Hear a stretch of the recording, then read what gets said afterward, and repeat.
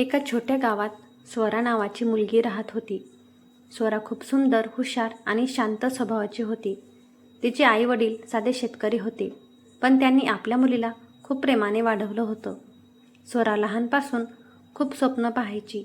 तिला वाटायचं की एक दिवस तिचं लग्न एका चांगल्या माणसाशी होईल आणि ती आनंदी आयुष्य जगेल. पण नशिबात काहीतरी वेगळंच लिहिलेलं होतं. एक दिवस गावात बातमी पसरली की शहरातील खूप श्रीमंत कुटुंबातून स्वरासाठी लग्नाची मागणी आली आहे. त्या घरात मोठा बंगला, गाड्या, पैसा, नोकर-चाकर सगळं होतं. स्वराचे आई-वडील खूप आनंदी झाले. त्यांना वाटलं आपल्या मुलीचं आयुष्य आता राजासारखं होईल. काही दिवसातच स्वरा आणि रोहन नावाच्या मुलाचं लग्न ठरलं. लग्न खूप थाटामाटात झालं. संपूर्ण गावाला जेवण दिलं गेलं. सगळे म्हणत होते, स्वरा खूप नशीबवान आहे. एवढ्या श्रीमंत घरी तिचं लग्न झालं. पण त्या मोठ्या बंगल्याच्या भिंतीमागे एक काळं सत्य लपलेलं होतं. लग्नानंतर सुरुवातीचे काही दिवस सगळं ठीक होतं. रोहन स्वराशी नीट बोलायचा, पण हळूहळू त्याचा खरा स्वभाव दिसायला लागला.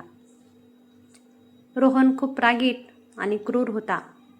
त्याला छोटी छोटी कारणं काढून राग यायचा.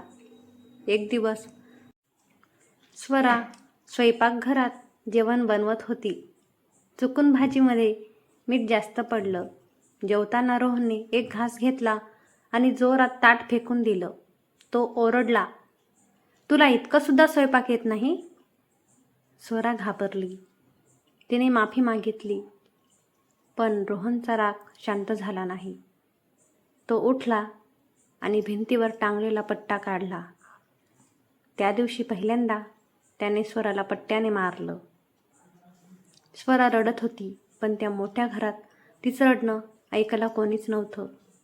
दिवस गेले आणि मारहाण रोजची गोष्ट झाली. कधी जेवणावरून, कधी कपड्यावरून, कधी अगदी काही कारण नसतानाही रोहन तिला पट्ट्याने मारायचा. स्वरा आरशात स्वतःकडे पाहायची, तेव्हा तिच्या अंगावर निळे काळे व्रण दिसायचे. पण बाहेरच्या लोकांसाठी ती अजूनही श्रीमंत घरची सून होती.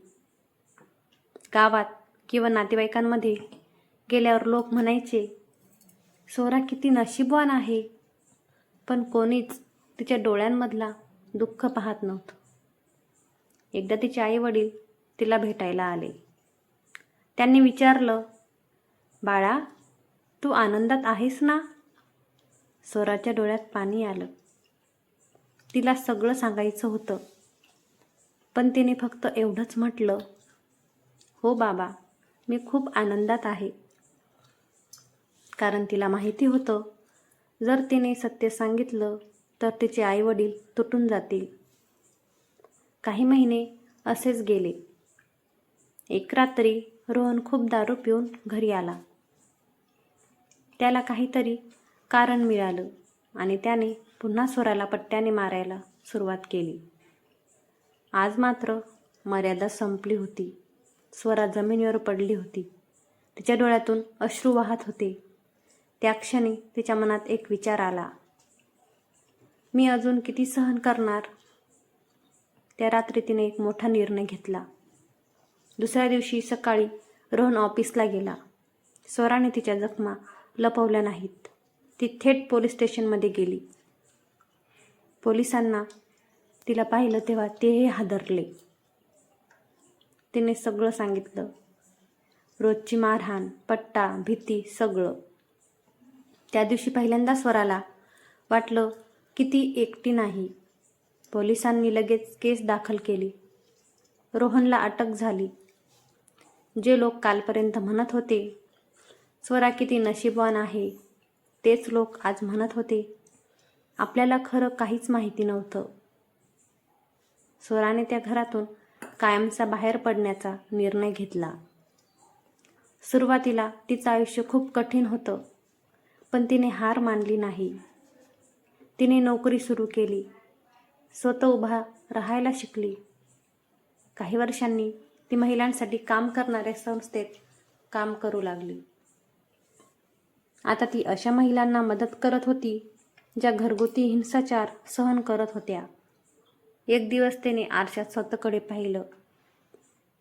आता तिच्या अंगावर जखमा नव्हत्या, पण त्या जखमांनी तिला एक गोष्ट शिकवली होती. श्रीमंतीत सुख असतंच असं नाही, आणि शांत राहणं म्हणजे सहन करणं नाही. त्या दिवसानंतर स्वराने एकच ठरवलं, जिथे कुठे एखादी महिला अन्याय सहन करत असेल तिथे ती तिच्यासाठी उभी राहणार. आणि खरंच एकेकाळी पट्ट्याने मार खाणारी स्वरा आज हजारो महिलांसाठी हिंमतीचं प्रतीक बनली होती. अशाच नवीन कथेसाठी चॅनलला लाईक, शेअर आणि सबस्क्राईब करा. धन्यवाद.